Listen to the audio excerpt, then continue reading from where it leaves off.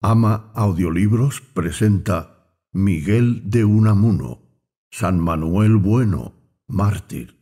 Narración Artur Mas. Introducción. Miguel de Unamuno y Hugo nació el 29 de septiembre de 1864 en Bilbao, España. Fue un destacado escritor, poeta, ensayista y filósofo que se convirtió en una de las figuras más influyentes de la generación del 98, un grupo de intelectuales españoles que reflexionaron profundamente sobre la crisis moral, política y social que afectó a España a fines del siglo XIX y principios del siglo XX. Unamuno creció en un ambiente culturalmente rico, lo que le permitió desarrollar su amor por la literatura desde una edad temprana. Estudió filosofía y letras en la Universidad de Madrid, donde más tarde se convirtió en profesor. Como escritor, Unamuno fue prolífico y versátil. Su obra abarcó una amplia variedad de géneros, desde poesía y novelas hasta ensayos y teatro. A lo largo de su vida mostró una fuerte inclinación hacia la filosofía existencialista, lo que se refleja en su interés por las cuestiones de la vida y la muerte, la fe y la inmortalidad, temas que se entrelazan en muchas de sus obras. Unamuno fue una figura polémica en su tiempo debido a sus opiniones políticas y su enfrentamiento con el régimen dictatorial del general Miguel Primo de Rivera. Su defensa apasionada de la libertad de expresión y sus críticas al autoritarismo le llevaron al exilio en varias ocasiones. Sin embargo, su influencia intelectual no se detuvo y continuó escribiendo y publicando hasta su muerte. San Manuel Bueno, mártir, es uno de los trabajos más destacados de Unamuno, publicado en 1931, poco antes de su fallecimiento, y es considerada como su testamento espiritual. Esta novela corta es una de las obras maestras de la literatura española. La historia de San Manuel Bueno, mártir, se desarrolla en la aldea de Valverde de Lucerna, situada al borde de un lago en la región de Castilla y León. El protagonista es el párroco del lugar, don Manuel Bueno, un hombre respetado y amado por su comunidad debido a su profunda bondad y dedicación a los demás. El conflicto central de la novela surge cuando Ángela Carballino, una joven escéptica y atormentada por las dudas sobre la vida después de la muerte, regresa al pueblo después de haber vivido en la ciudad. Ángela busca consuelo y comprensión en don Manuel, pero al descubrir que el sacerdote también enfrenta sus propias dudas existenciales, se siente aún más desorientada. La trama se desarrolla en torno a las luchas internas de don Manuel, quien ha perdido su fe en una vida más allá de la muerte. A pesar de su desesperanza, decide mantener en secreto sus dudas para preservar la fe y la paz espiritual de su comunidad, a la que él ama y busca proteger. La novela presenta un profundo debate sobre la religión, la fe, la espiritualidad y la existencia humana. Unamuno explora la complejidad de las creencias religiosas y la lucha interna de aquellos que enfrentan la incertidumbre sobre los misterios de la vida y la muerte. San Manuel Bueno, mártir, es una obra que ha dejado una profunda huella en la literatura. La habilidad de Unamuno para abordar las cuestiones filosóficas y existenciales de manera emotiva y apasionada ha cautivado a lectores de todas las épocas y continúa siendo un texto relevante y valioso en la tradición literaria española. Prólogo. En La Nación de Buenos Aires y algo más tarde en El Sol de Madrid, número 3 de diciembre de 1931, Gregorio Marañón publicó un artículo sobre mi San Manuel Bueno, mártir, asegurando que esta novelita, publicada en la novela de hoy, número 461 y último de la publicación, correspondiente al día 13 de marzo de 1931. Estos detalles los doy para la insaciable casta de los bibliógrafos. Ha de ser una de mis obras más leídas y gustadas en adelante, como una de las más características de mi producción toda novelesca. Y quien dice novelesca, agrego yo, dice filosofía y teología. Y así como él, pienso yo que tengo la conciencia de haber puesto en ella todo mi sentimiento trágico de la vida cotidiana. Luego hacía Marañón unas brevísimas consideraciones sobre la desnudez de la parte puramente material en mis relatos. Y es que creo que dando el espíritu de la carne, del hueso, de la roca, del agua, de la nube, de todo lo demás visible, se da la verdadera e íntima realidad, dejándole al lector que la revista en su fantasía. Es la ventaja que lleva el teatro. Como mi novela, nada menos que todo un hombre, escenificada luego por Julio de Hoyos, bajo el título de Todo un hombre, la escribía en vista del tablado teatral, me ahorré todas aquellas descripciones del físico de los personajes, de los aposentos y de los paisajes que deben quedar al cuidado de actores, escenógrafos y tramoyistas. Lo que no quiere decir, claro está, que los personajes de la novela o del drama escrito no sean tan de carne y hueso como los actores mismos, y que el ámbito de su acción no sea tan natural y tan concreto y tan real como la decoración de un escenario. Escenario hay en San Manuel Bueno, mártir, sugerido por el maravilloso y tan sugestivo lago de San Martín de Castañeda en Sanabria, al pie de las ruinas de un convento de Bernardos y donde vive la leyenda de una ciudad, Valverde de Lucerna, que yace en el fondo de las aguas del lago. Y voy a estampar aquí dos poesías que escribí a raíz de haber visitado por primera vez ese lago el día 1 de junio de 1930. La primera dice: San Martín de Castañeda, espejo de soledades, el lago recoge edades de antes del hombre y se queda soñando en la santa calma del cielo de las alturas, la que se sume en honduras de anegarse, pobre el alma. Men Rodríguez, aguilucho de Sanabria, el ala rota, ya el cotarro no alborota para cobrarse el conducho. Campanario sumergido de Valverde de Lucerna, toque de agonía eterna bajo el caudal del olvido. La historia paró, al sendero de San Bernardo la vida retorna y todo se olvida, lo que no ha sido primero.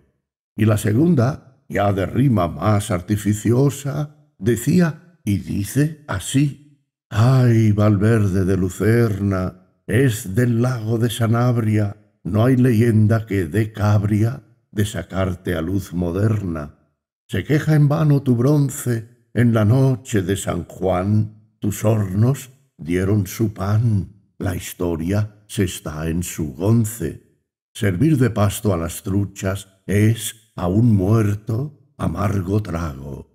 Se muere riba del lago, orilla de nuestras luchas. En efecto, la trágica y miserabilísima aldea de Riba del Lago, a la orilla del de San Martín de Castañeda, agoniza y cabe decir que se está muriendo. Es de una desolación tan grande como la de las alquerías, ya famosas, de las Urdes.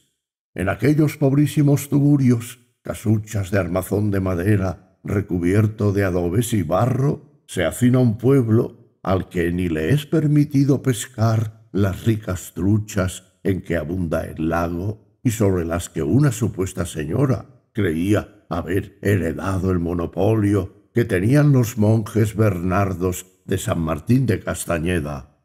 En otra aldea, la de San Martín de Castañeda, con las ruinas del humilde monasterio, agoniza también junto al lago, algo elevada sobre su orilla. Pero ni Riva del Lago, ni San Martín de Castañeda, ni Galende, el otro pobladillo más cercano al lago de Sanabria, este otro mejor acomodado, ninguno de los tres puede ser ni fue el modelo de mi Valverde de Lucerna, el escenario de la obra de mi Don Manuel Bueno y de Angelina y Lázaro Carballino supone un desarrollo mayor de vida pública, por pobre y humilde que ésta sea, que la vida de esas pobrísimas y humildísimas aldeas.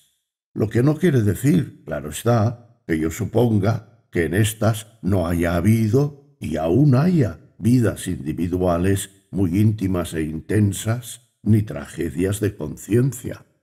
Y en cuanto al fondo de la tragedia de los tres protagonistas de mi novelita, no creo poder ni deber agregar nada al relato mismo de ella.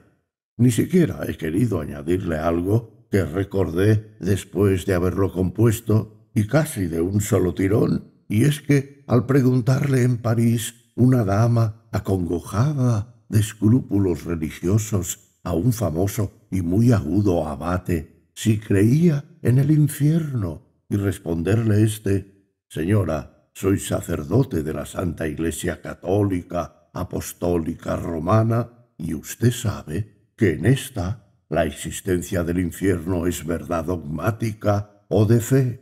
La dama insistió en: «¿Pero usted, monseñor, cree en ello?». Y el abate por fin: «¿Pero por qué se preocupa usted tanto, señora, de si hay o no infierno, si no hay nadie en él?». No sabemos que la dama le añadiera otra pregunta: «¿Y en el cielo hay alguien?».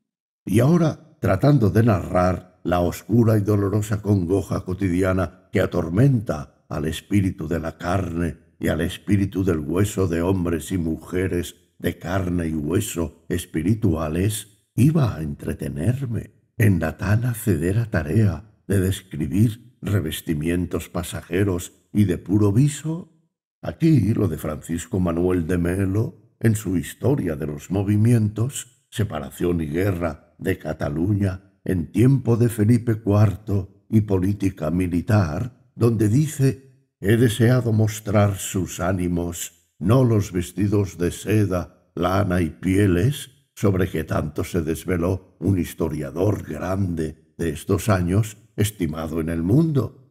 Y el colosal Tucídides, dechado de historiadores, desdeñando esos realismos, aseguraba haber querido escribir una cosa para siempre más que una pieza de certamen que se oiga de momento. Para siempre. Pero voy más lejos aún, y es que no tan solo importan poco para una novela, para una verdadera novela, para la tragedia o la comedia de unas almas, las fisonomías, el vestuario, los gestos materiales, el ámbito material, sino que tampoco importa mucho lo que suele llamarse el argumento de ella. Poniéndome a pensar, claro, que a redromano o a posteriori en ello he creído darme cuenta de que a don Manuel Bueno lo que le atosigaba era el pavoroso problema de la personalidad, si uno es lo que es y seguirá siendo lo que es. Claro está que no obedece a un estado de ánimo especial en que me hallara al escribir en poco más de 2 meses esta novela, junto a la novela de don Sandalio, jugador de ajedrez, y un pobre hombre rico, o el sentimiento cómico de la vida, sino que es un estado de ánimo general en que me encuentro. Puedo decir que desde que empecé a escribir, ese problema, esa congoja, mejor, de la conciencia de la propia personalidad, congoja, unas veces trágica y otras veces cómica, es el que me ha inspirado para casi todos mis personajes de ficción. Don Manuel Bueno busca, al ir a morirse, fundir, o sea, salvar, su personalidad en la de su pueblo. Y no es, en el fondo, este congojoso y glorioso problema de la personalidad el que guía en su empresa a Don Quijote, el que dijo lo de «Yo sé quién soy» y quiso salvarla en aras de la fama imperecedera? ¿Y no es un problema de personalidad el que acongojó al príncipe Segismundo, haciéndole soñarse príncipe en el sueño de la vida? Precisamente ahora, cuando estoy componiendo este prólogo, he acabado de leer la obra, o lo uno o lo otro, de mi favorito Søren Kierkegaard, obra cuya lectura dejé interrumpida hace unos años, antes de mi destierro, y en la sección de ella que se titula Equilibrio entre lo estético y lo ético en el desarrollo de la personalidad, me he encontrado con un pasaje que me ha herido vivamente y que viene como estrobo al tolete para sujetar el remo, aquí pluma, con que estoy remando en este escrito. Dice así el pasaje: sería la más completa burla al mundo si el que habría expuesto la más profunda verdad no hubiera sido un soñador, sino un dudador. Y no es impensable que nadie pueda exponer la verdad positiva tan excelentemente como un dudador, solo que éste no la cree. Si fuera un impostor, su burla sería suya, pero si fuera un dudador que deseara creer lo que expusiese, su burla sería ya enteramente objetiva. La existencia se burlaría por medio de él, expondría una doctrina que podría esclarecerlo todo, en que podría descansar todo el mundo, pero esa doctrina no podría aclarar nada a su propio autor. Si un hombre fuera precisamente tan avisado que pudiese ocultar que estaba loco, podría volver loco al mundo entero. Y no quiero aquí comentar ya más ni el martirio de Don Quijote ni el de Don Manuel Bueno, martirios quijotescos los dos. Y adiós, lector, y hasta más encontrarnos, y quiera él que te encuentres a ti mismo. Madrid, 1932. Ahora que el obispo de la diócesis de Renada, a la que pertenece esta mi querida aldea de Valverde de Lucerna, anda, a lo que se dice, promoviendo el proceso para la beatificación de nuestro don Manuel, o mejor, San Manuel Bueno, que fue en esta párroco, quiero dejar aquí consignado a modo de confesión, y solo Dios sabe, que no yo, con qué destino, todo lo que sé y recuerdo de aquel varón matriarcal que llenó toda la más entrañada vida de mi alma, que fue mi verdadero padre espiritual, el padre de mi espíritu, del mío, el de Ángela Carballino. Al otro, a mi padre carnal y temporal, apenas si le conocí, pues se me murió siendo yo muy niña. Sé que había llegado de forastero a nuestra Valverde de Lucerna, que aquí arraigó al casarse aquí con mi madre.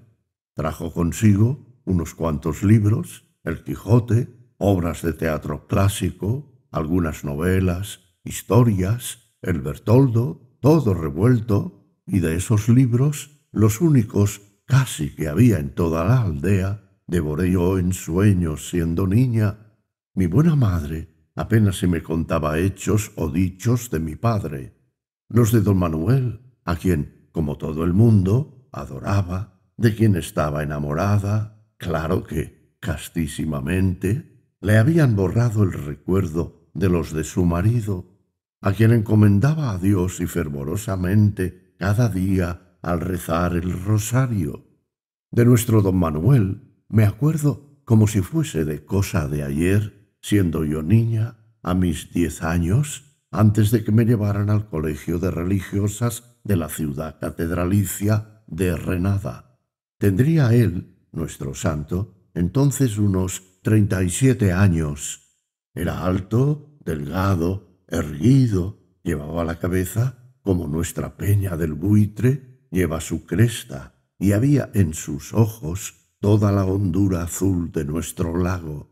Se llevaba las miradas de todos, y tras ellas los corazones, y él al mirarnos parecía, traspasando la carne como un cristal, mirarnos al corazón. Todos le queríamos, pero sobre todo los niños. ¿Qué cosas nos decía? Eran cosas, no palabras. Empezaba el pueblo a olerle la santidad. Se sentía lleno y embriagado de su aroma.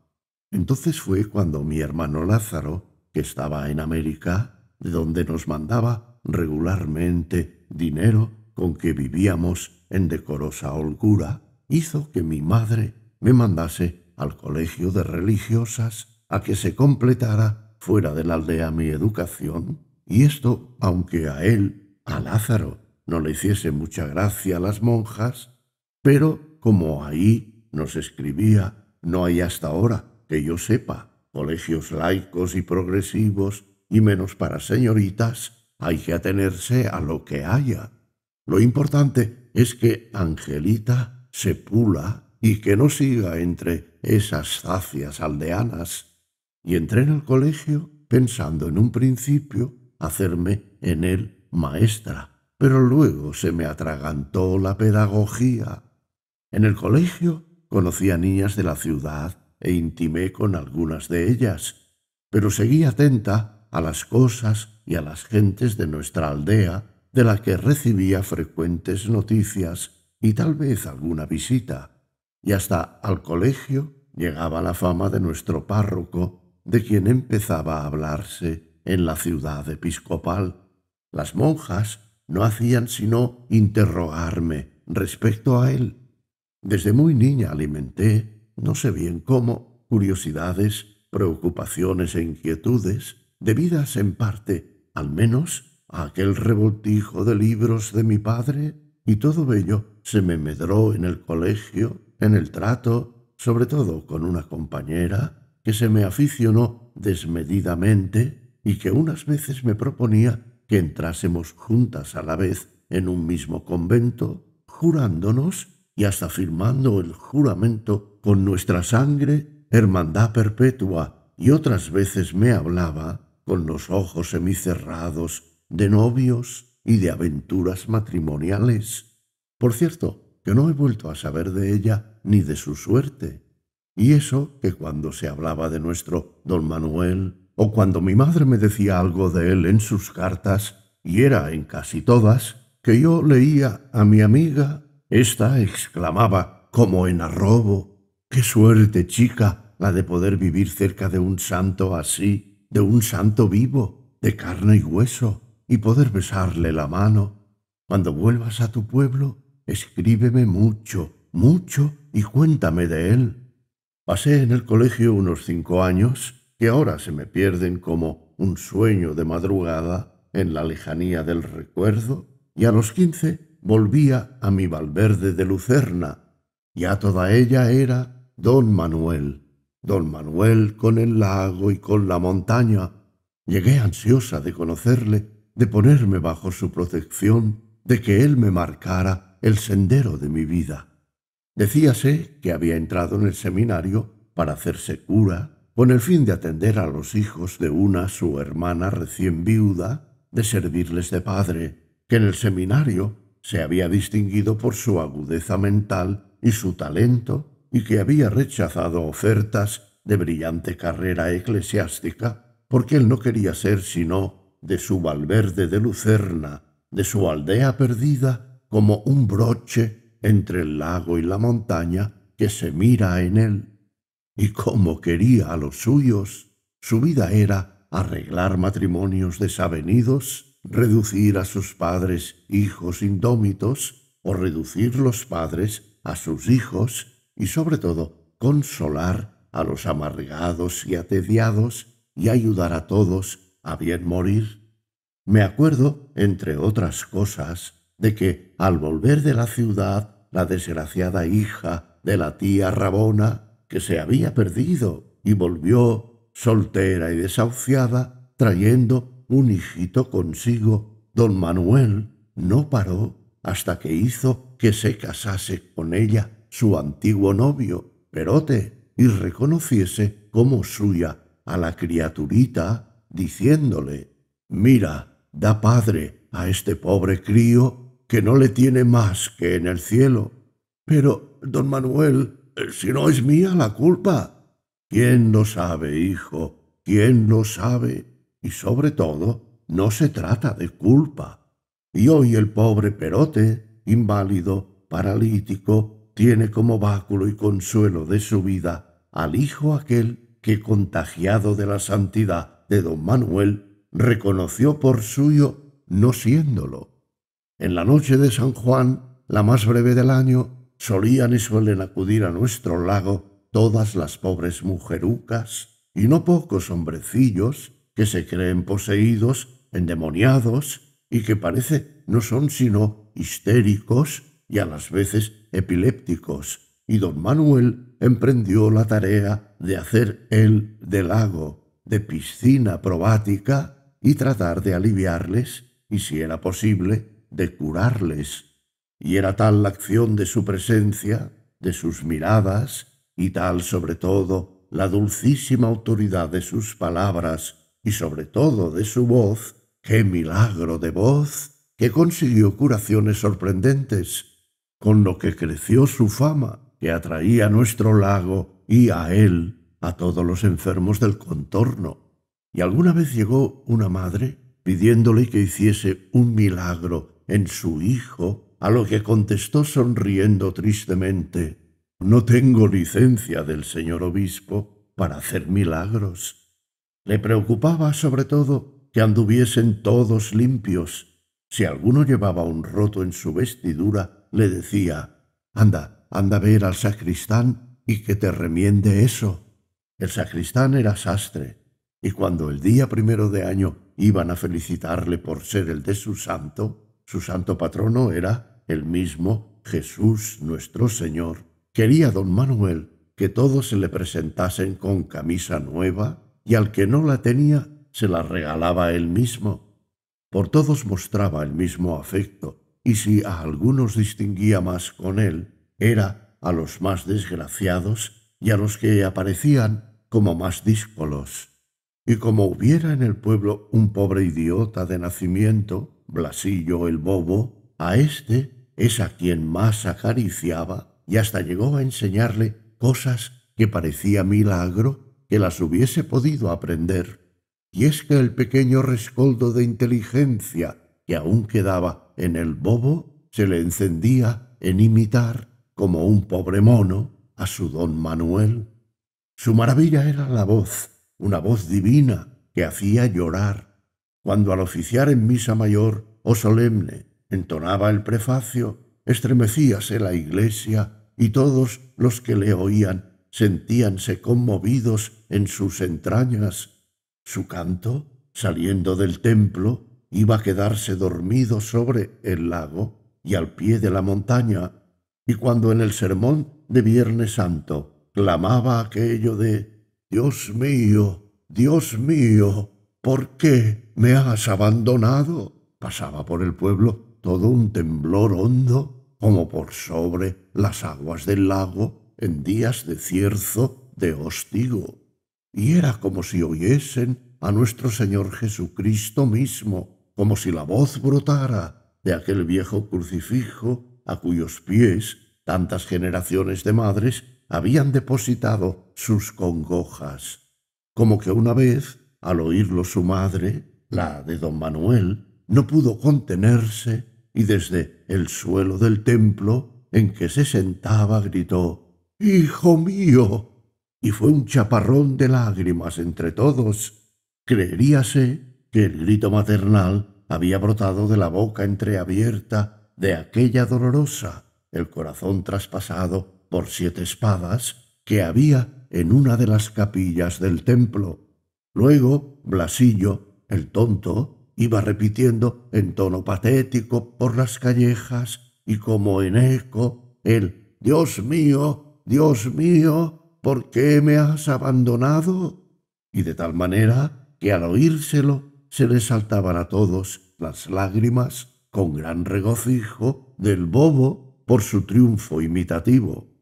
Su acción sobre las gentes era tal que nadie se atrevía a mentir ante él, y todos, sin tener que ir al confesonario, se le confesaban, a tal punto que, como hubiese una vez ocurrido un repugnante crimen en una aldea próxima, el juez, un insensato que conocía mal a don Manuel, le llamó y le dijo: «A ver si usted, don Manuel, consigue que este bandido declare la verdad, para que luego pueda castigársele». Replicó el santo varón: «No, no, señor juez, no. Yo no saco a nadie una verdad que le lleve acaso a la muerte. Allá entre él y Dios. La justicia humana no me concierne. No juzguéis para no ser juzgados», dijo nuestro Señor. «Pero es que yo, señor cura». «Comprendido. De usted, señor juez, al César lo que es del César, que yo daré a Dios lo que es de Dios». Y al salir, mirando fijamente al presunto reo, le dijo: «Mira bien si Dios te ha perdonado, que es lo único que importa». En el pueblo todos acudían a misa, aunque solo fuese por oírle y por verle en el altar, donde parecía transfigurarse, encendiéndosele el rostro. Había un santo ejercicio que introdujo en el culto popular, y es que, reuniendo en el templo a todo el pueblo, hombres y mujeres, viejos y niños, unas 1000 personas, recitábamos al unísono, en una sola voz, el credo: «Creo en Dios Padre Todopoderoso, Creador del cielo y de la tierra», y lo que sigue. Y no era un coro, sino una sola voz, una voz simple y unida, fundidas todas en una y haciendo como una montaña, cuya cumbre, perdida a las veces en nubes, era don Manuel. Y al llegar a lo de «creo en la resurrección de la carne y la vida perdurable», la voz de don Manuel se zambullía como en un lago, en la del pueblo todo, y era que él se callaba. Y yo oía las campanadas de la villa, que se dice aquí que está sumergida en el lecho del lago, campanadas que se dice también se oyen la noche de San Juan, y eran las de la villa sumergida en el lago espiritual de nuestro pueblo. Oía la voz de nuestros muertos que en nosotros resucitaban en la comunión de los santos. Después, al llegar a conocer el secreto de nuestro santo, he comprendido que era como si una caravana en marcha por el desierto, desfallecido el caudillo, al acercarse al término de su carrera, le tomaran en hombros los suyos para meter su cuerpo sin vida en la tierra de promisión. Los más no querían morirse, sino cogidos de su mano como de un ancla. Jamás en sus sermones se ponía a declamar contra impíos, masones, liberales o herejes. ¿Para qué, si no lo sabía en la aldea? Ni menos contra la mala prensa. En cambio, uno de los más frecuentes temas de sus sermones era contra la mala lengua, porque él lo disculpaba todo y a todos disculpaba. No quería creer en la mala intención de nadie. La envidia, gustaba de repetir, la mantienen los que se empeñan en creerse envidiados, y las más de las persecuciones son efecto más de la manía persecutoria que no de la perseguidora.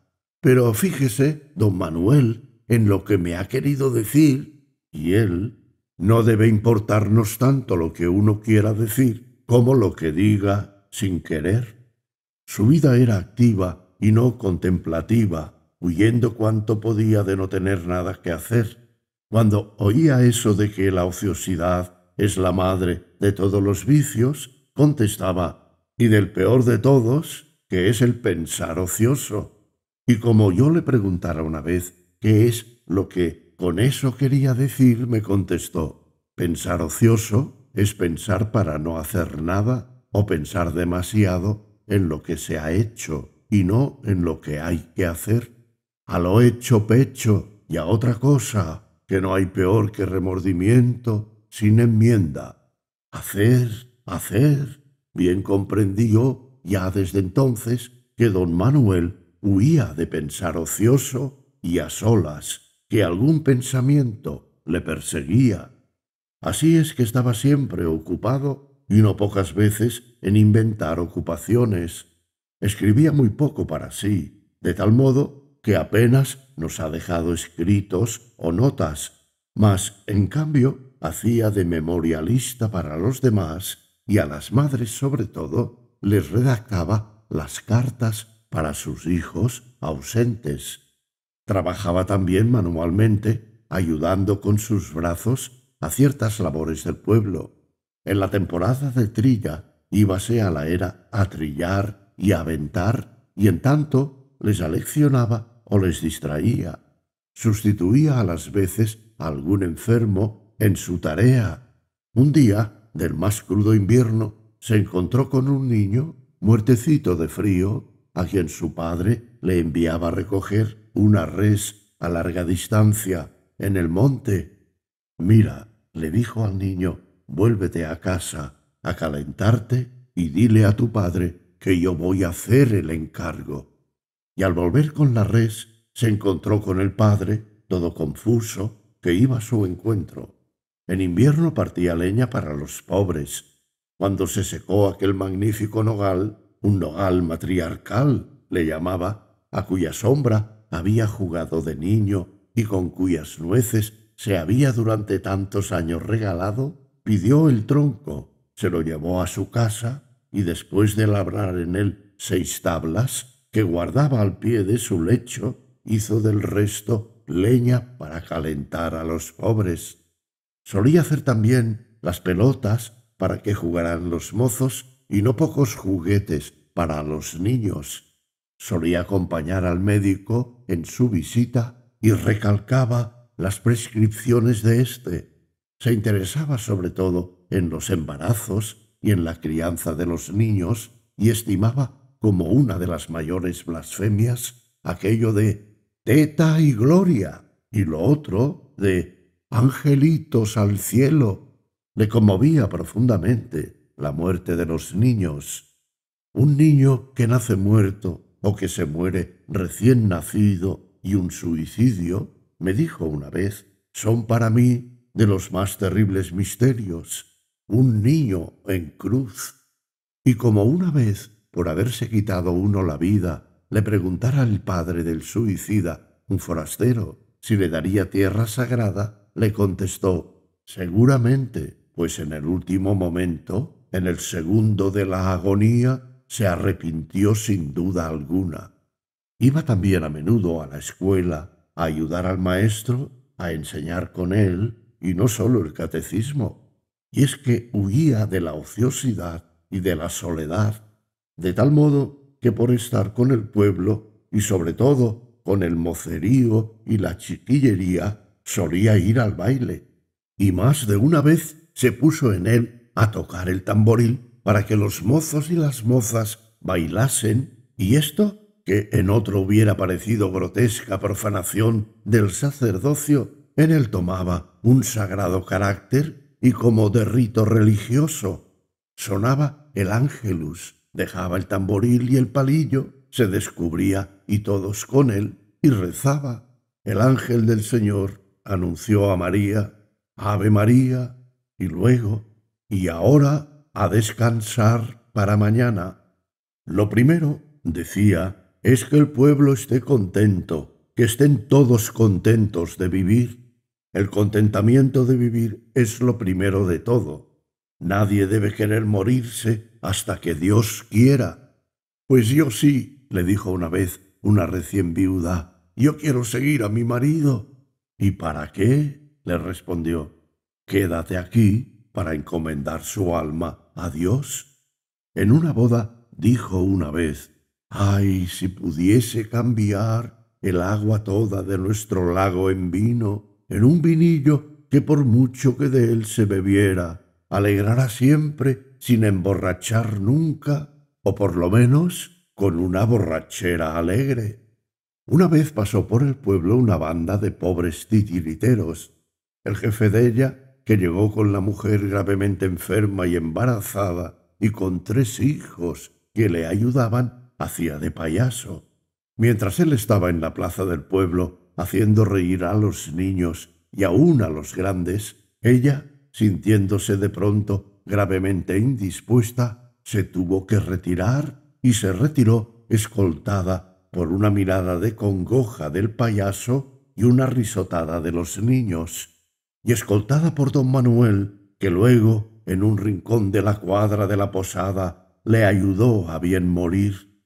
Y cuando, acabada la fiesta, supo el pueblo y supo el payaso la tragedia, fuéronse todos a la posada, y el pobre hombre, diciendo con llanto en la voz: «Bien se dice, señor cura, que es usted todo un santo», se acercó a éste, queriendo tomarle la mano para besársela, pero don Manuel se adelantó y tomándosela al payaso, pronunció ante todos: «El santo eres tú, honrado payaso.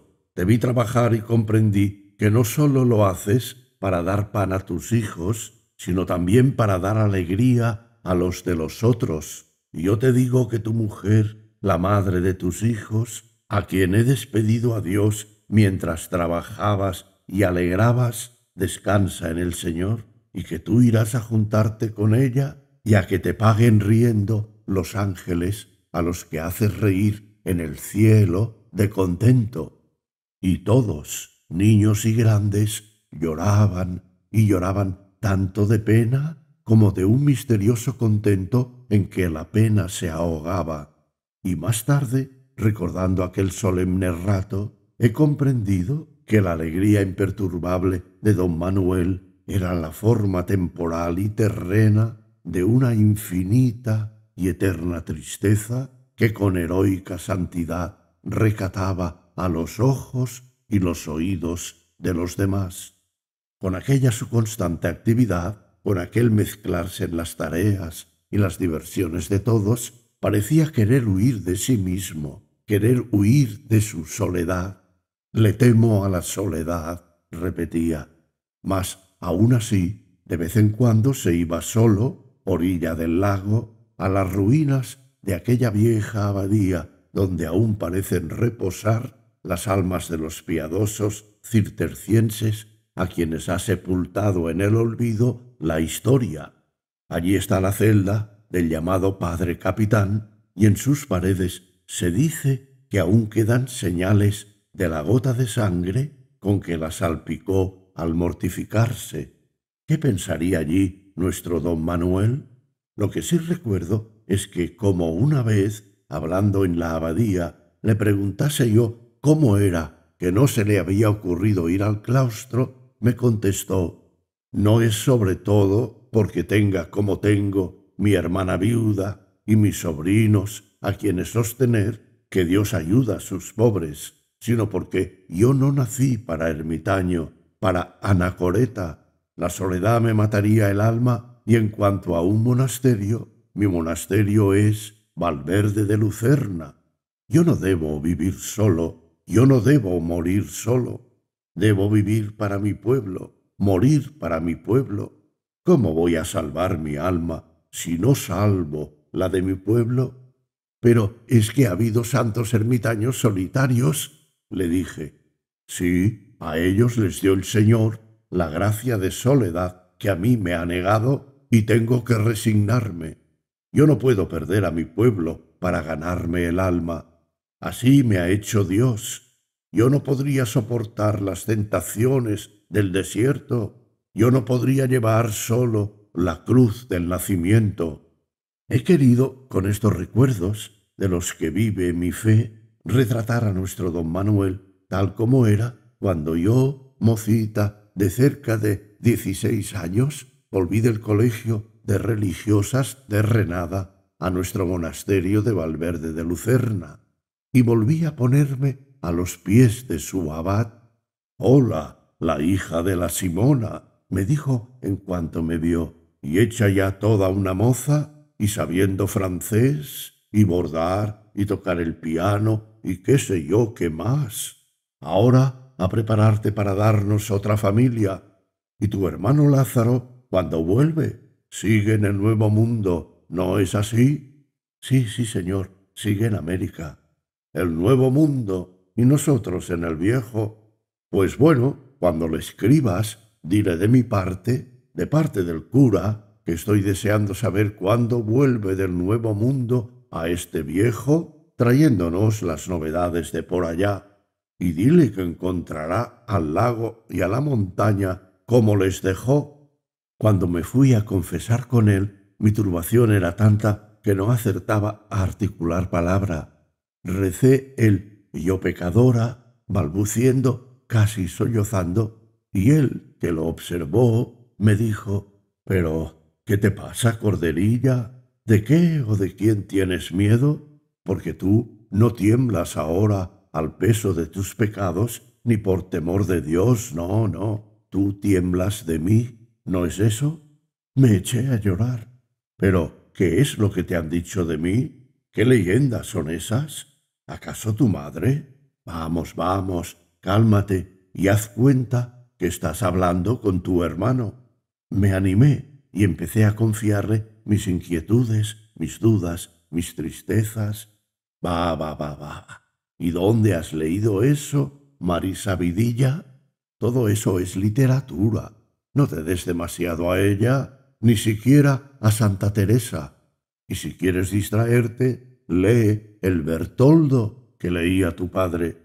Salí de aquella mi primera confesión con el santo hombre profundamente consolada, y aquel mi temor primero, aquel más que respeto miedo con que me acerqué a él, trocóse en una lástima profunda.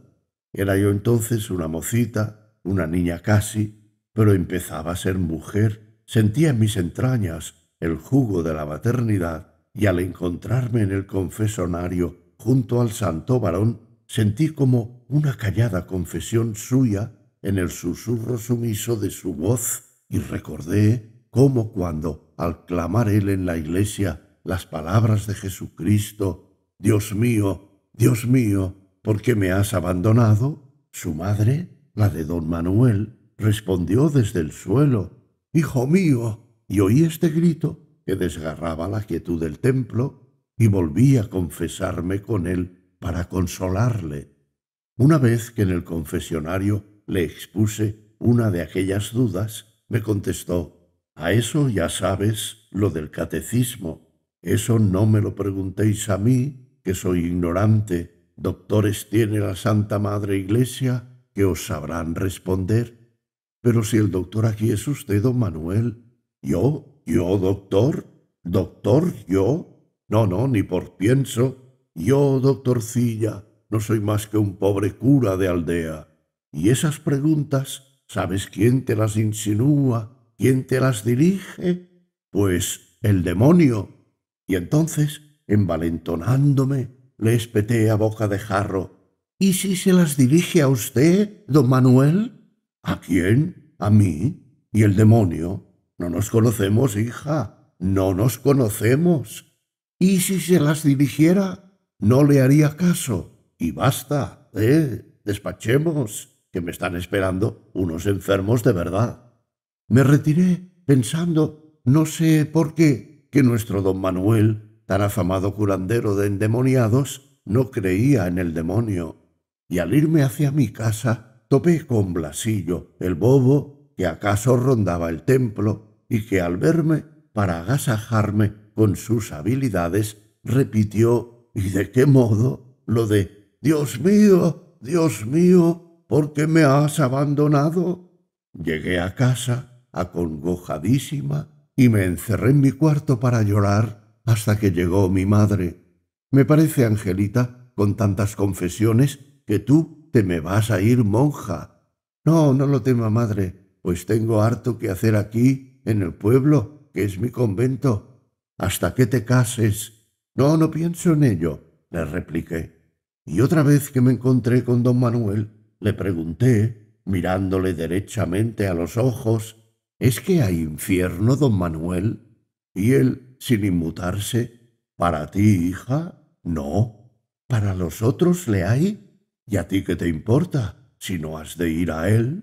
«Me importa por los otros. ¿Le hay? Cree en el cielo que vemos. Míralo». Y me lo mostraba sobre la montaña y abajo, reflejado en el lago. «Pero hay que creer en el infierno como en el cielo», le repliqué. «Sí, hay que creer todo lo que cree y enseña a creer la Santa Madre Iglesia Católica, Apostólica, Romana, y basta. Leí no sé qué honda tristeza en sus ojos, azules como las aguas del lago. Aquellos años pasaron como un sueño. La imagen de don Manuel iba creciendo en mí sin que yo de ello me diese cuenta, pues era un varón tan cotidiano, tan de cada día como el pan que a diario pedimos en el Padre Nuestro.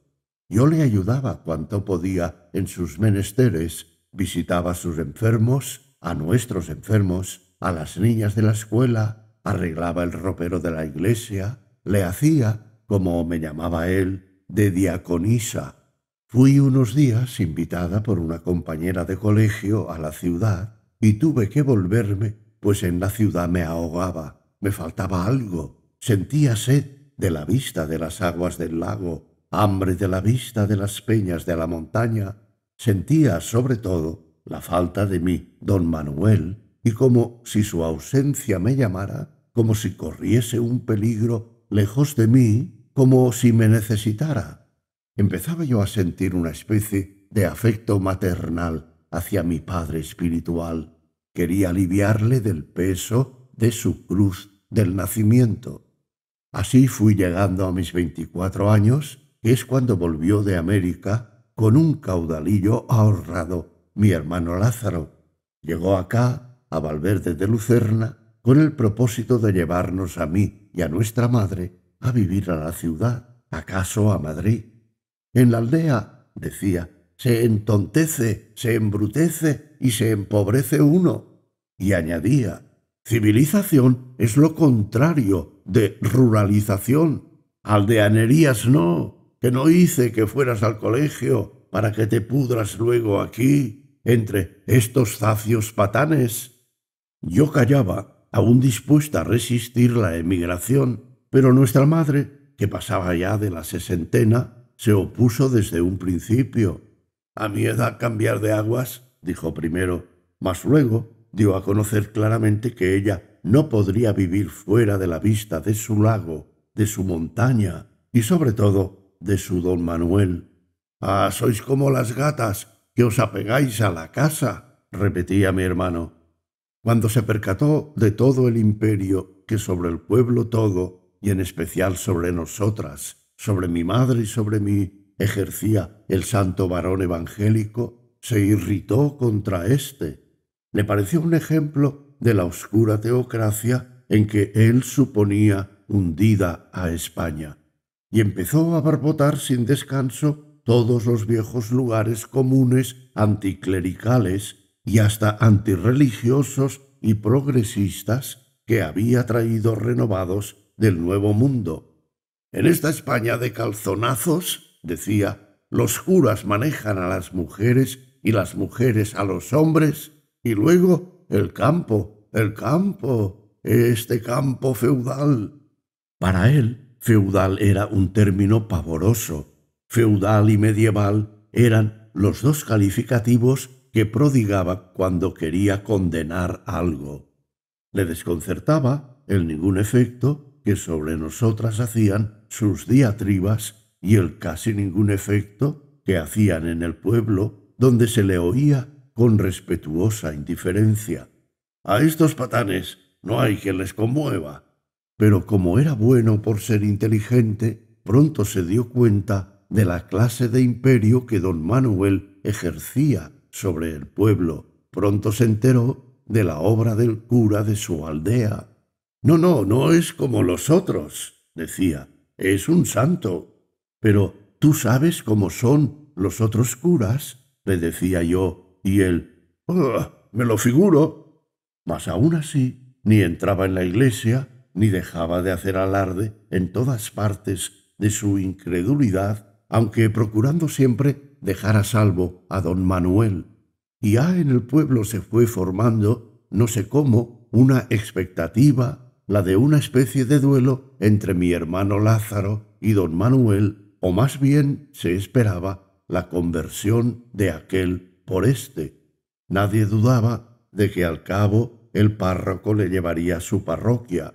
Lázaro, por su parte, ardía en deseos, me lo dijo luego, de ir a oír a don Manuel, de verle y oírle en la iglesia, de acercarse a él y con él conversar, de conocer el secreto de aquel su imperio espiritual sobre las almas. Y se hacía de rogar para ello, hasta que al fin, por curiosidad, decía, fue a oírle. Sí, esto es otra cosa, me dijo luego de haberle oído. No es como los otros, pero a mí no me la da. Es demasiado inteligente para creer todo lo que tiene que enseñar. Pero, ¿es que le crees un hipócrita? Le dije. Hipócrita no, pero es el oficio del que tiene que vivir. En cuanto a mí, mi hermano se empeñaba en que yo leyese los libros que él trajo y de otros que me incitaba a comprar.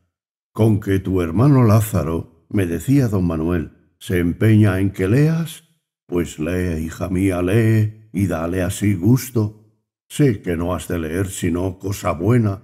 Lee, aunque sean novelas. No son mejores las historias que llaman verdaderas. Vale más que leas que no el que te alimentes de chismes y comadrerías del pueblo. Pero lee sobre todo libros de piedad que te den contento de vivir, un contento apacible y silencioso. Le tenía a él. Por entonces enfermó de muerte y se nos murió nuestra madre, y en sus últimos días todo su hipo era que don Manuel convirtiese a Lázaro, a quien esperaba volver a ver un día en el cielo, en un rincón de las estrellas, desde donde se viese el lago y la montaña de Valverde de Lucerna. Ella se iba ya a ver a Dios. Usted no se va, le decía don Manuel, usted se queda. Su cuerpo aquí, en esta tierra, y su alma también aquí, en esta casa, viendo y oyendo a sus hijos, aunque éstos ni le vean ni le oigan. Pero yo, padre, voy a ver a Dios. Dios, hija mía, está aquí como en todas partes, y le verá usted desde aquí, y a todos nosotros en él, y a él en nosotros. Dios se lo pague, le dije. El contento con que tu madre se muera, me dijo, será su eterna vida. Y volviéndose a mi hermano Lázaro, su cielo es seguir viéndote, y ahora es cuando hay que salvarla. Dile que rezarás por ella. Pero, dile que rezarás por ella, a quien debes la vida, y sé que una vez que se lo prometas, rezarás, y sé que luego que reces. Mi hermano, acercándose, arrasados sus ojos en lágrimas, a nuestra madre, agonizante, le prometió solemnemente rezar por ella. Y yo en el cielo por ti, por vosotros, respondió mi madre, y besando el crucifijo y puestos sus ojos en los de don Manuel, entregó su alma a Dios. En tus manos encomiendo mi espíritu, rezó el santo varón. Quedamos mi hermano y yo solos en la casa. Lo que pasó en la muerte de nuestra madre puso a Lázaro en relación con don Manuel, que pareció descuidar algo a sus demás pacientes, a sus demás menesterosos, para atender a mi hermano. Íbanse por las tardes de paseo, orilla del lago o hacia las ruinas, vestidas de hiedra, de la vieja abadía de cistercienses. Es un hombre maravilloso, me decía Lázaro. Ya sabes que dicen que en el fondo de este lago hay una villa sumergida y que en la noche de San Juan, a las 12, se oían las campanadas de su iglesia. Sí, le contestaba yo, una villa feudal y medieval. Y creo, añadía él, que en el fondo del alma de nuestro don Manuel hay también sumergida, ahogada, una villa, y que alguna vez se oyen sus campanadas. Sí, le dije, esa villa sumergida en el alma de don Manuel, y por qué no también en la tuya, es el cementerio de las almas de nuestros abuelos, los de esta nuestra Valverde de Lucerna, feudal y medieval. Acabó mi hermano por ir a misa siempre, a oír a don Manuel, y cuando se dijo que cumpliría con la parroquia, que comulgaría cuando los demás comulgasen, recorrió un íntimo regocijo al pueblo todo, que creyó haberle recobrado. Pero fue un regocijo tan limpio, que Lázaro no se sintió ni vencido ni disminuido. Y llegó el día de su comunión ante el pueblo todo, con el pueblo todo. Cuando llegó la vez a mi hermano, pude ver que don Manuel, tan blanco como la nieve de enero en la montaña y temblando como tiembla el lago cuando le hostiga el cierzo, se le acercó con la sagrada forma en la mano, y de tal modo le temblaba ésta al arrimarla a la boca de Lázaro, que se le cayó la forma a tiempo que le daba un vaído. Y fue mi hermano mismo quien recogió la hostia y se la llevó a la boca. Y el pueblo, al ver llorar a don Manuel, lloró diciéndose: «¿Cómo le quiere?». Y entonces, pues era la madrugada, cantó un gallo.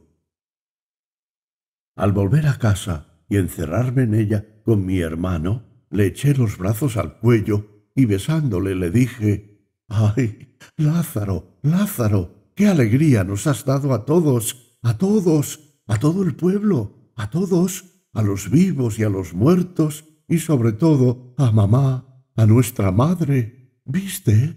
El pobre don Manuel lloraba de alegría. ¡Qué alegría nos has dado a todos!».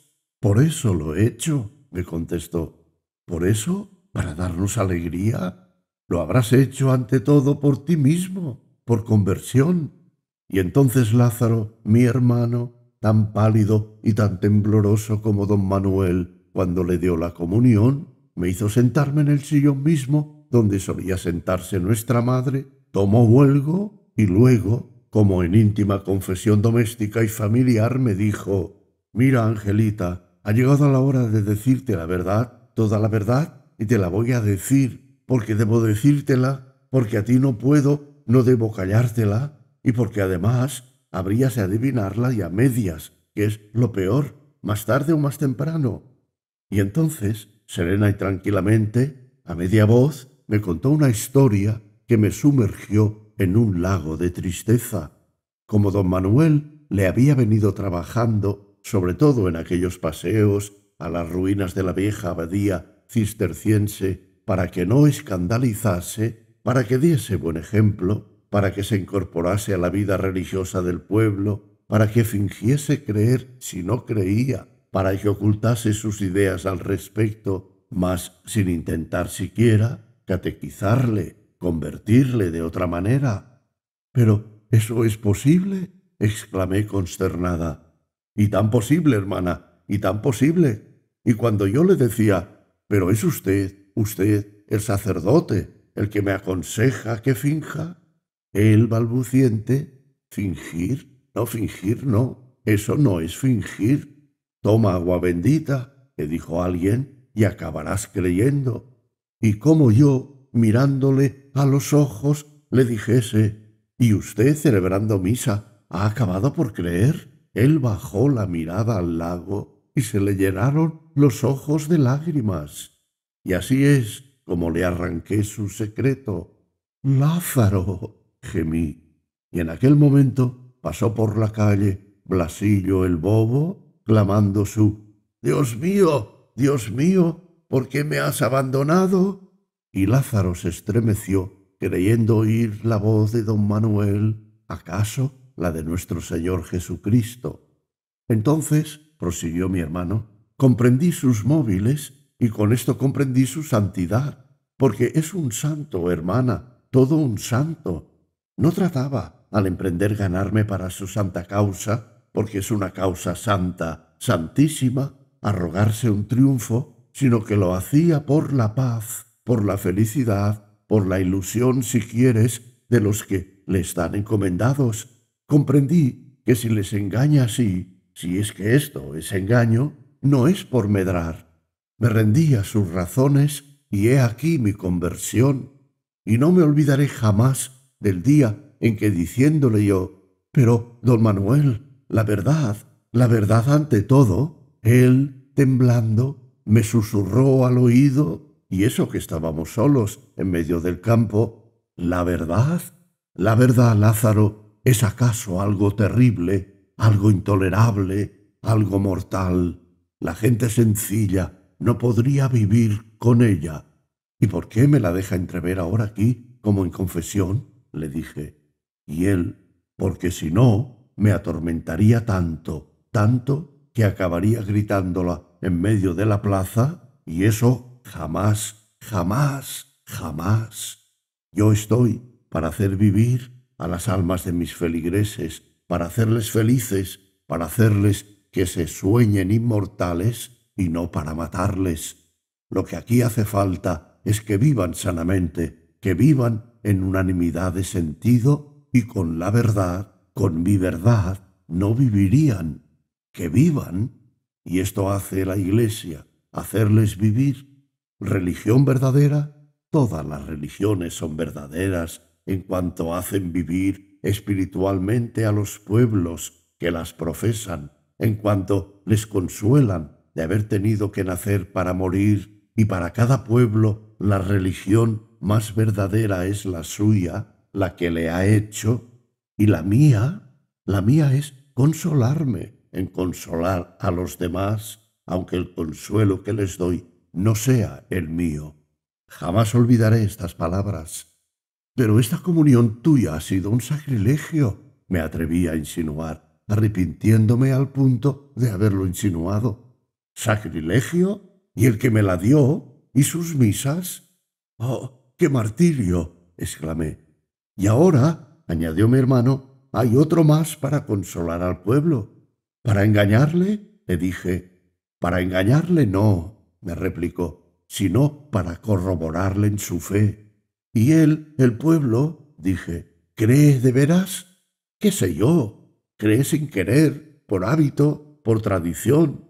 Y lo que hace falta es no despertarle, y que viva en su pobreza de sentimientos para que no adquiera torturas de lujo. Bienaventurados los pobres de espíritu. Eso, hermano, lo has aprendido de don Manuel. Y ahora dime, ¿has cumplido aquello que le prometiste a nuestra madre cuando ella se nos iba a morir? ¿Aquello de que rezarías por ella? Pues no se lo había de cumplir. Pero, ¿por quién me has tomado, hermana? ¿Me crees capaz de faltar a mi palabra, a una promesa solemne y a una promesa hecha y en el lecho de muerte a una madre? ¿Qué sé yo? ¿Pudiste querer engañarla para que muriese consolada? Es que si yo no hubiese cumplido la promesa, viviría sin consuelo. Entonces, cumplí la promesa y no he dejado de rezar ni un solo día por ella. ¿Solo por ella? Pues, ¿por quién más? Por ti mismo, y de ahora en adelante por don Manuel. Nos separamos para irnos cada uno a su cuarto, yo a llorar toda la noche, a pedir por la conversión de mi hermano y de don Manuel, y él, Lázaro, no sé bien a qué. Después de aquel día temblaba yo de encontrarme a solas con don Manuel, a quien seguía asistiendo en sus piadosos menesteres, y él pareció percatarse de mi estado íntimo y adivinar la causa. Y cuando al fin me acerqué a él en el tribunal de la penitencia, quién era el juez y quién el reo, los dos, él y yo, doblamos en silencio la cabeza y nos pusimos a llorar. Y fue él, don Manuel, quien rompió el tremendo silencio para decirme con voz que parecía salir de una huesa: «Pero tú, Angelina, ¿tú crees? ¿Cómo, a los 10 años? ¿No es así? ¿Tú crees?» «Sí creo, padre». «Pues sigue creyendo, y si se te ocurren dudas, cállatelas a ti misma. Hay que vivir». Me atreví y toda temblorosa le dije: «¿Pero usted, padre, cree usted?» Vaciló un momento y reponiéndose me dijo: «Creo». «¿Pero en qué, padre? ¿En qué? ¿Cree usted en la otra vida? ¿Cree usted que al morir no nos morimos del todo? ¿Cree que volveremos a vernos, a querernos en otro mundo venidero? ¿Cree en la otra vida?» El pobre santo sollozaba. «Hija, dejemos eso». Y ahora, al escribir esta memoria, me digo: ¿por qué no me engañó? ¿Por qué no me engañó entonces como engañaba a los demás? ¿Por qué se acongojó? ¿Por qué no podía engañarse a sí mismo o porque no podía engañarme? Y quiero creer que se acongojaba porque no podía engañarse para engañarme. Y ahora, añadió, reza por mí, por tu hermano, por ti misma, por todos. Hay que vivir y hay que dar vida. Y después de una pausa, ¿y por qué no te casas, Angelina? Ya sabe usted, padre mío, por qué. Pero no, tienes que casarte. Entre Lázaro y yo te buscaremos un novio, porque a ti te conviene casarte para que se te curen esas preocupaciones. ¿Preocupaciones, don Manuel? Yo sé bien lo que me digo, y no te acongojes demasiado por los demás, que harto tiene cada cual con tener que responder de sí mismo. Y que sea usted, don Manuel, el que me diga eso, que sea usted el que me aconseje que me case para responder de mí y no acuitarme por los demás, que sea usted. Tiene razón, Angelina, no sé ya lo que me digo, no sé ya lo que me digo desde que estoy confesándome contigo. Y sí, hay que vivir, hay que vivir. Y cuando yo iba a levantarme para salir del templo, me dijo, «Y ahora, Angelina, en nombre del pueblo, ¿me absuelves?» Me sentí como penetrada de un misterioso sacerdocio y le dije, «En nombre de Dios, Padre, Hijo y Espíritu Santo, le absuelvo, Padre». Y salimos de la iglesia y al salir se me estremecían las entrañas maternales. Mi hermano, puesto ya del todo al servicio de la obra de don Manuel, era su más asiduo colaborador y compañero. Le saludaba además el común secreto. Le acompañaba en sus visitas a los enfermos, a las escuelas, y ponía su dinero a disposición del santo varón. Y poco faltó para que no aprendiera a ayudarle a misa, e iba entrando cada vez más en el alma insondable de don Manuel. «¡Qué hombre!», me decía. «Mira, ayer, paseando a orillas del lago, me dijo, «He aquí mi tentación mayor».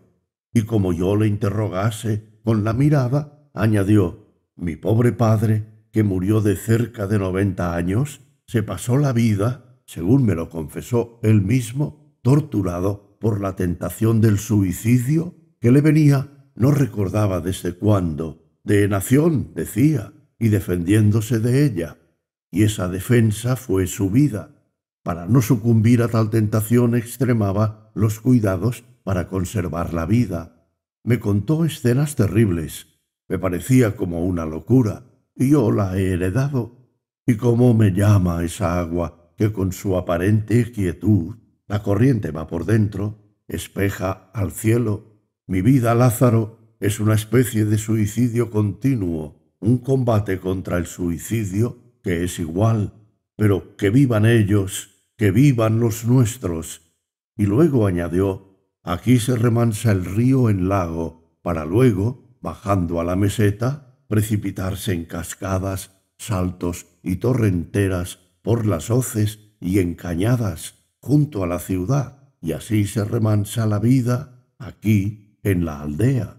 Pero la tentación del suicidio es mayor aquí, junto al remanso que espeja de noche las estrellas, que no junto a las cascadas que dan miedo. Mira, Lázaro, he asistido a bien morir a pobres aldeanos, ignorantes, analfabetos, que apenas se habían salido de la aldea, y he podido saber de sus labios, y cuando no adivinarlo, la verdadera causa de su enfermedad de muerte, y he podido mirar allí, a la cabecera de su lecho de muerte, toda la negrura de la cima del tedio de vivir, 1000 veces peor que el hambre. Sigamos, pues, Lázaro, suicidándonos en nuestra obra y en nuestro pueblo, y que sueñe su vida como el lago sueña el cielo». Otra vez, me decía también mi hermano, cuando volvíamos acá, vimos una zagala, una cabrera, que enhiesta sobre un picacho de la falda de la montaña, a la vista del lago, estaba cantando con una voz más fresca que las aguas de éste. Don Manuel me detuvo y señalándomela dijo: «Mira, parece como si se hubiera acabado el tiempo, como si esa zagala hubiese estado ahí siempre y como está, y cantando como está, y como si hubiera de seguir estando así siempre, como estuvo cuando empezó mi conciencia, como estará cuando se me acabe.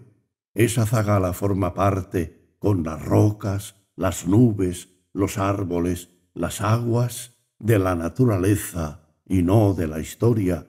¿Cómo siente, cómo anima don Manuel a la naturaleza? Nunca olvidaré el día de la nevada en que me dijo: «¿Has visto, Lázaro, misterio mayor que el de la nieve cayendo en el lago y muriendo en él mientras cubre con su toca a la montaña?»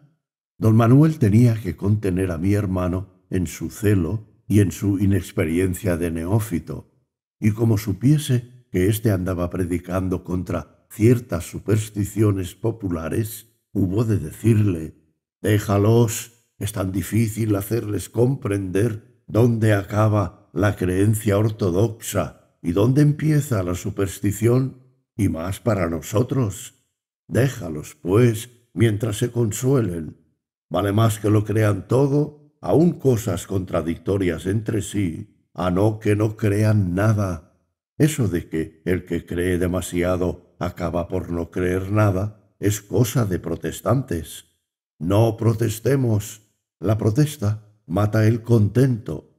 Una noche de plenilunio, me contaba también mi hermano, volvían a la aldea por la orilla del lago, a cuya sobrehaz rizaba entonces la brisa montañesa, y en el rizo cabrilleaban las razas de la luna llena, y don Manuel le dijo a Lázaro: «Mira, el agua está rezando la letanía y ahora dice: Anua Cheli, ora pro nobis, puerta del cielo, ruega por nosotros». Y cayeron temblando de sus pestañas a la hierba del suelo dos huideras lágrimas, en que también, como en rocío, se bañó temblorosa la lumbre de la luna llena.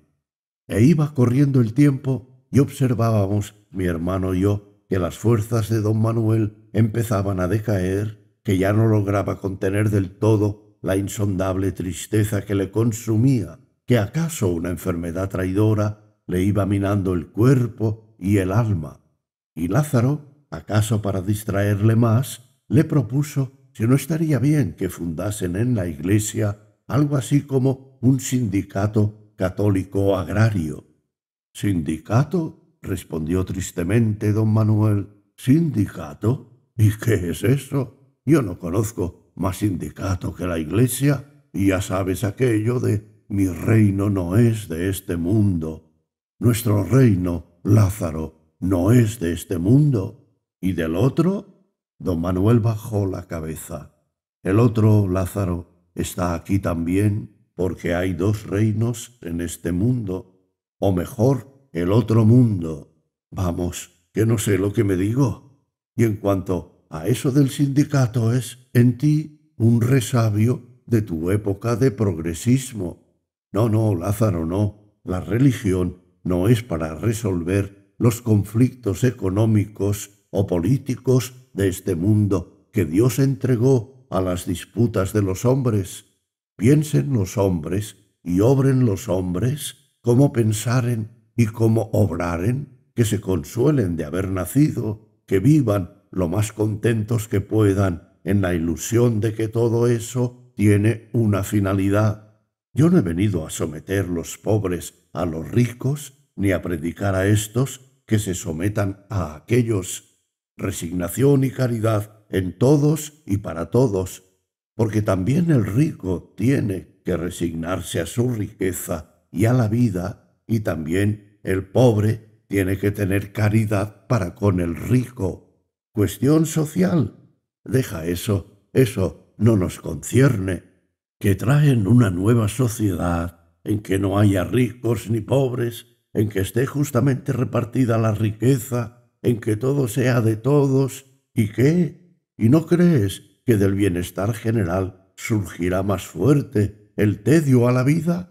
Sí, ya sé que uno de esos caudillos de la que llaman la revolución social, ha dicho que la religión es el opio del pueblo. Opio, opio, opio, sí. Démosle opio y que duerma y que sueñe. Yo mismo, con esta mi loca actividad, me estoy administrando opio y no logro dormir bien y menos soñar bien. Esta terrible pesadilla. Y yo también puedo decir, con el divino maestro, mi alma está triste hasta la muerte. No, no, Lázaro, nada de sindicatos por nuestra parte. Si lo forman ellos, me parecerá bien, pues que así se distraen, que jueguen al sindicato, si eso les contenta. El pueblo todo observó que a don Manuel le menguaban las fuerzas, que se fatigaba. Su voz misma, aquella voz que era un milagro, adquirió un cierto temblor íntimo. Se le asomaban las lágrimas con cualquier motivo y sobre todo cuando hablaba al pueblo del otro mundo, de la otra vida, tenía que detenerse a ratos cerrando los ojos. «Es que lo está viendo», decían, y en aquellos momentos era Blasillo, el bobo, el que con más cuajo lloraba, porque ya Blasillo lloraba más que reía, y hasta sus risas sonaban a lloros. Al llegar la última semana de pasión que con nosotros, en nuestro mundo, en nuestra aldea, celebró don Manuel, el pueblo todo presintió el fin de la tragedia. ¿Y cómo sonó entonces aquel Dios mío, ¿por qué me has abandonado? El último que en público sollozó don Manuel, y cuando dijo lo del divino maestro al buen bandolero, todos los bandoleros son buenos, solía decir nuestro don Manuel, aquello de mañana estarás conmigo en el paraíso, y la última comunión general que repartió nuestro santo. Cuando llegó a dársela a mi hermano, esta vez con mano segura, después del litúrgico, se le inclinó al oído y le dijo: «No hay más vida eterna que esta, que la sueñen eterna, eterna, de unos pocos años». Y cuando me la dio a mí me dijo: «Reza, hija mía, reza por nosotros».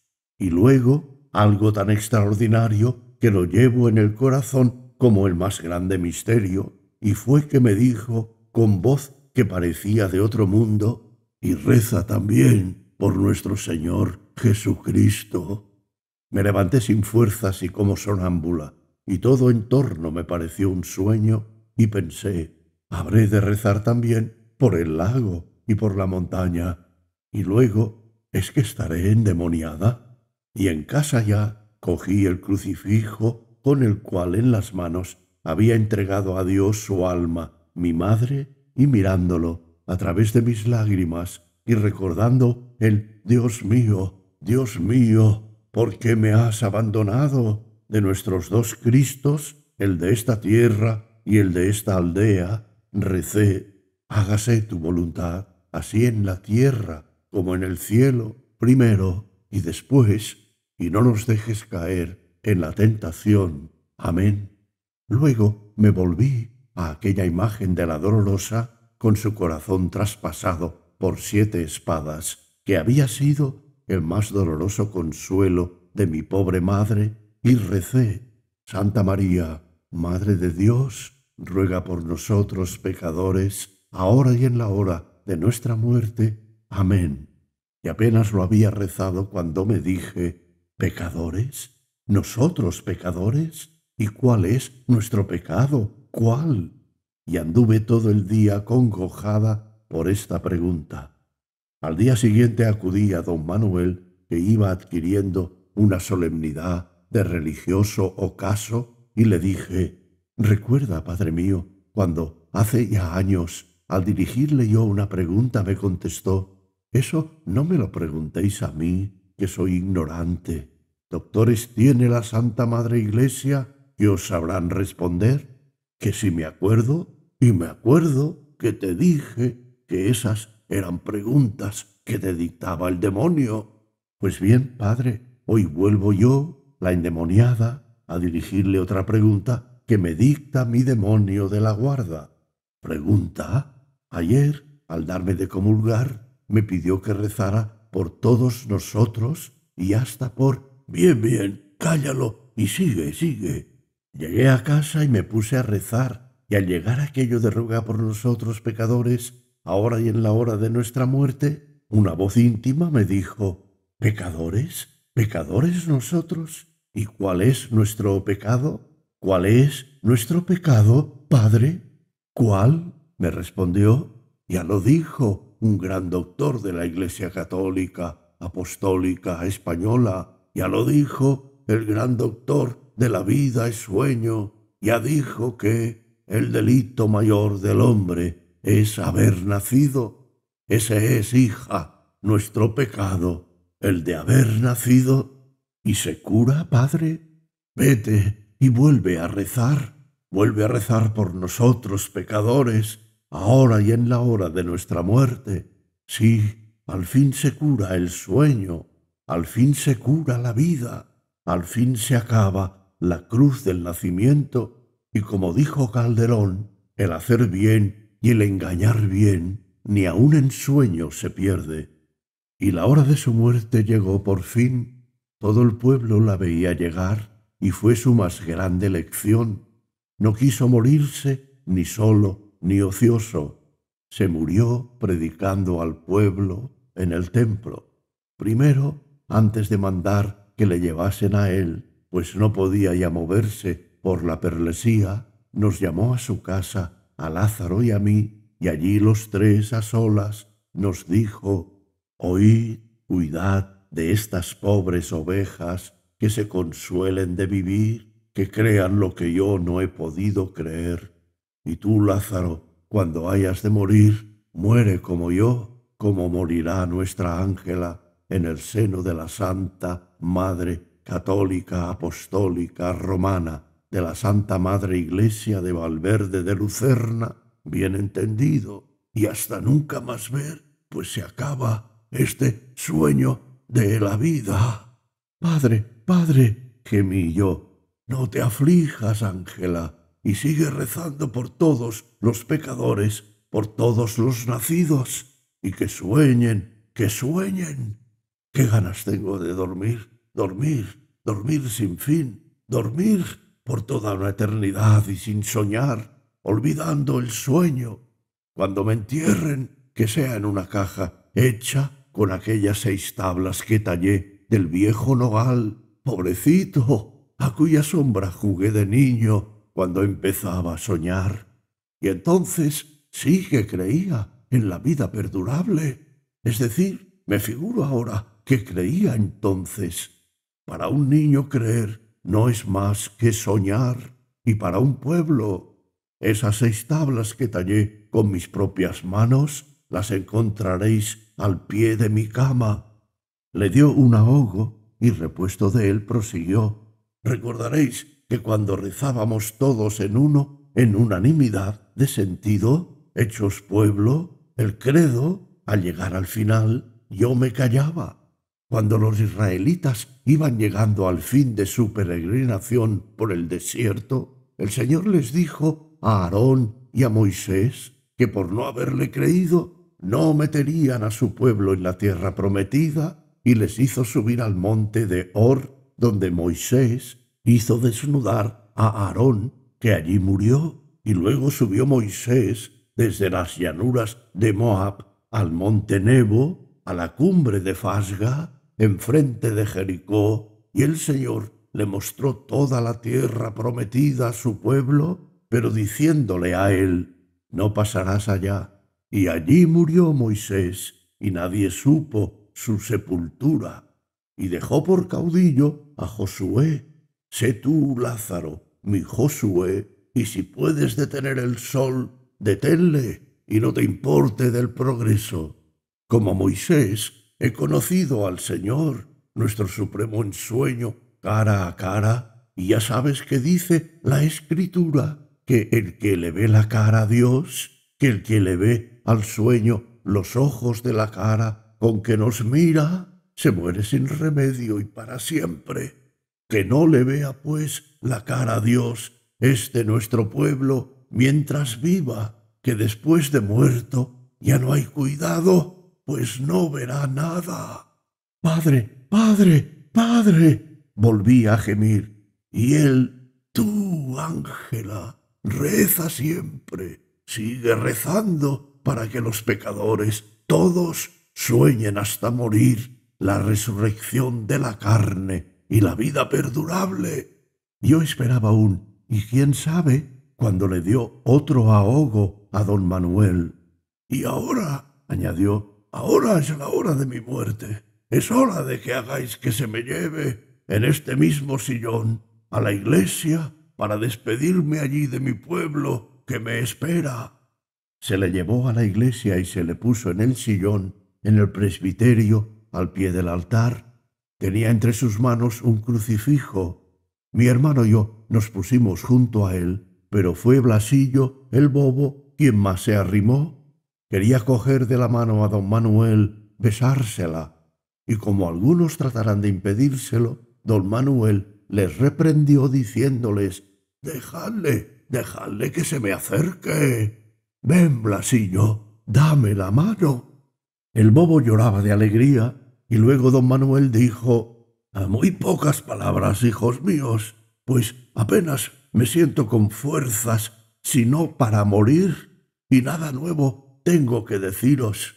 Ya os lo dije todo, vivid en paz y contentos, y esperando que todos nos veamos un día en la Valverde de Lucerna que hay allí, entre las estrellas de la noche que se reflejan en el lago sobre la montaña. Y rezad, rezad a María Santísima, rezad a nuestro Señor. Sed buenos, que esto basta. Perdonadme el mal que haya podido haceros sin quererlo y sin saberlo. Y ahora, después de que os dé mi bendición, rezad todos a una el Padre Nuestro, el Ave María, la Salve y por último el Credo». Luego, con el crucifijo que tenía en la mano, dio la bendición al pueblo, llorando las mujeres y los niños, y no pocos hombres, y enseguida empezaron las oraciones que don Manuel oía en silencio y cogido de la mano por Blasillo, que al son del ruego se iba durmiendo. Primero el Padre Nuestro, con su «Hágase tu voluntad», así en la tierra como en el cielo. Luego el Santa María, con su «Ruega por nosotros pecadores, ahora y en la hora de nuestra muerte». A seguida la Salve, con su «Gimiendo y llorando en este valle de lágrimas». Y por último el Credo. Y al llegar a la resurrección de la carne y la vida perdurable, todo el pueblo sintió que su santo había entregado su alma a Dios, y no hubo que cerrarle los ojos, porque se murió con ellos cerrados. Y al ir a despertar a Blasillo, nos encontramos con que se había dormido en el Señor para siempre. Así que hubo luego que enterrar 2 cuerpos. El pueblo todo se fue enseguida a la casa del santo a recoger reliquias, a repartirse retazos de sus vestiduras, a llevarse lo que pudieran como reliquia y recuerdo del bendito mártir. Mi hermano guardó su breviario, entre cuyas hojas encontró desegada y como en un herbario una clavellina pegada a un papel y en éste una cruz con una fecha. Nadie en el pueblo quiso creer en la muerte de don Manuel. Todos esperaban verle a diario y acaso le veían pasar a lo largo del lago y espejado en él, o teniendo por fondo las montañas. Todos seguían oyendo su voz y todos acudían a su sepultura, en torno a la cual surgió todo un culto. Las endemoniadas venían ahora a tocar la cruz de nogal, hecha también por sus manos y sacada del mismo árbol de donde sacó las 6 tablas en que fue enterrado. Y los que menos queríamos creer que se hubiese muerto éramos mi hermano y yo. Él, Lázaro, continuaba la tradición del santo y empezó a redactar lo que le había oído, notas de que me he servido para esta mi memoria. Él me hizo un hombre nuevo, un verdadero Lázaro, un resucitado, me decía. Él me dio fe. ¿Fe?, le interrumpía yo. Sí, fe, fe en el consuelo de la vida, fe en el contento de la vida.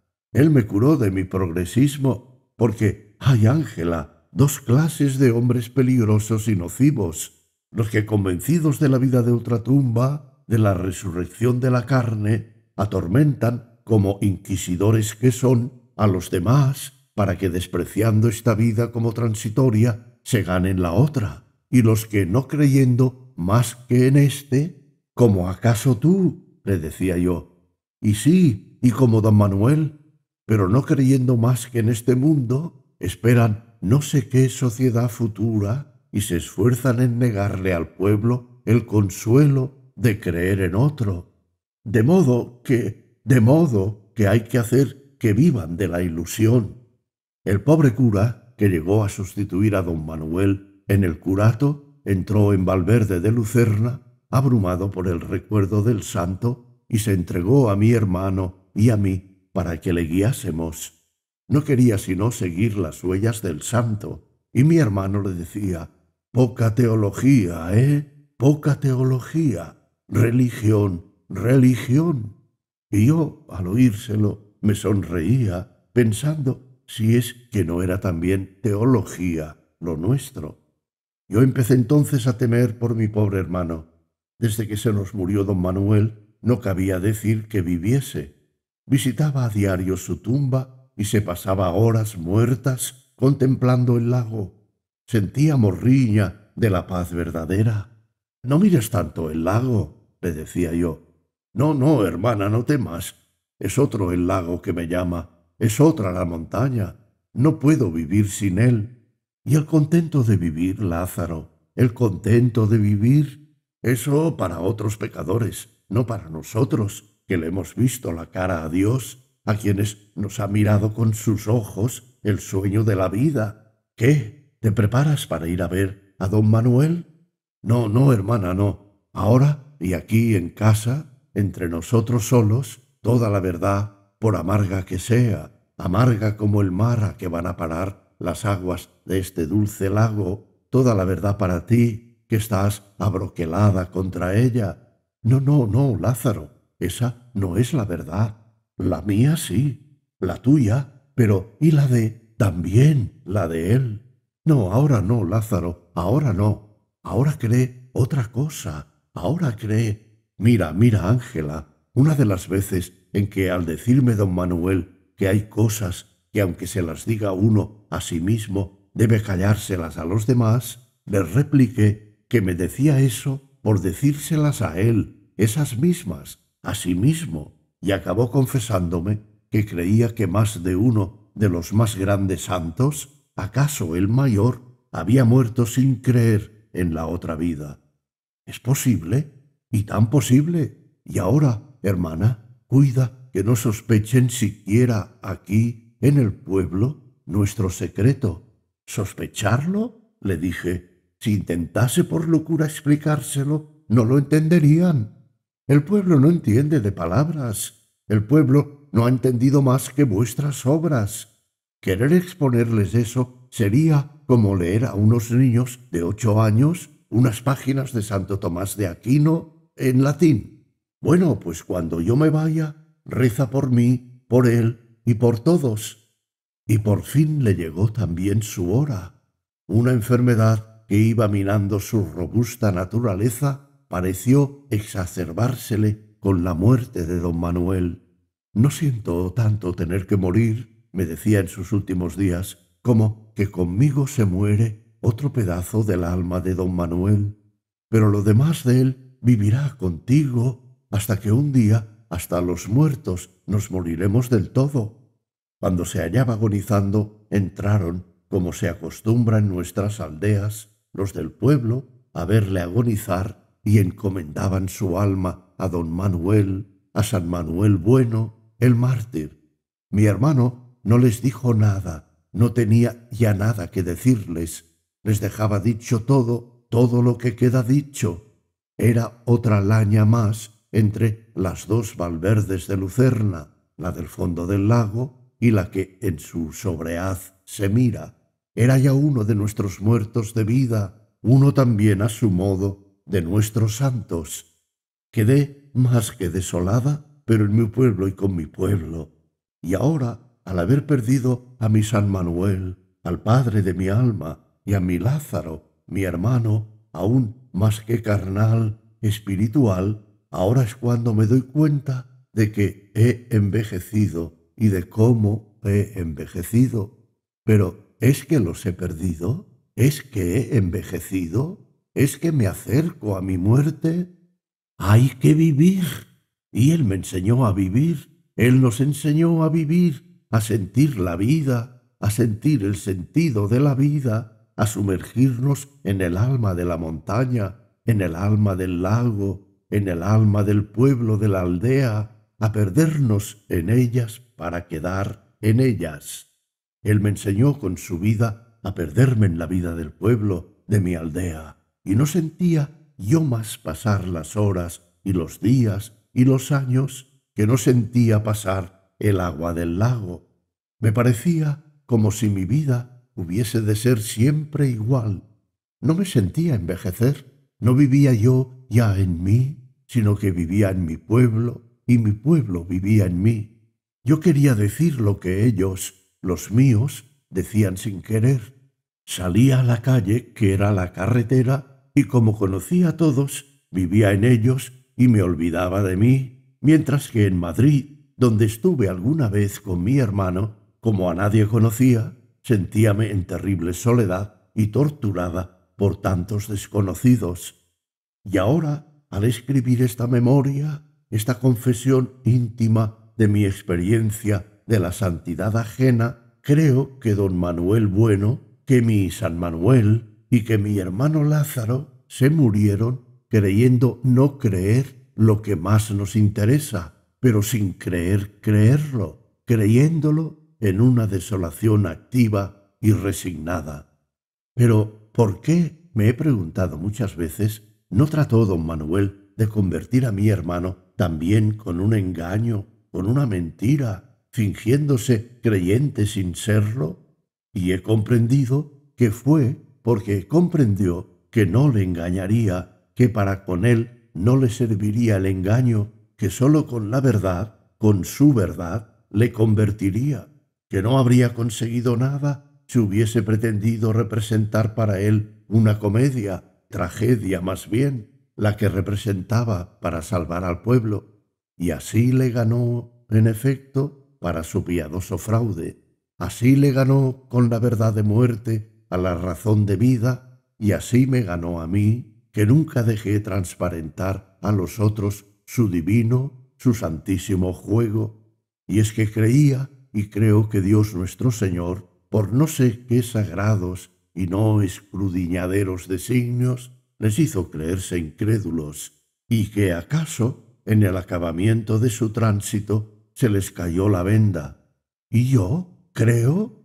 Y al escribir esto ahora aquí, en mi vieja casa materna, a mis más que 50 años, cuando empiezan a blanquear con mi cabeza mis recuerdos, está nevando, nevando sobre el lago, nevando sobre la montaña, nevando sobre las memorias de mi padre, el forastero, de mi madre, de mi hermano Lázaro, de mi pueblo, de mi San Manuel, y también sobre la memoria del pobre Blasillo, de mi San Blasillo, y que él me ampare desde el cielo.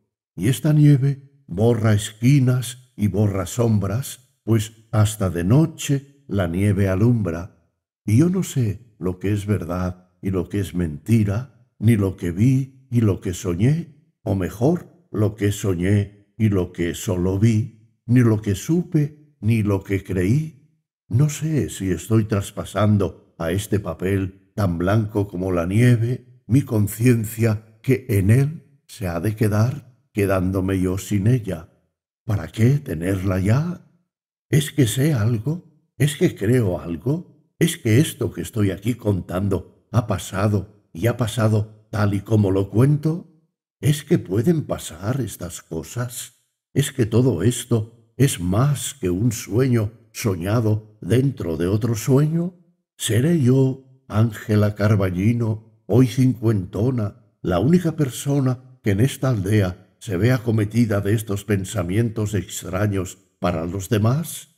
Y estos, los otros, los que me rodean, ¿creen? ¿Qué es eso de creer?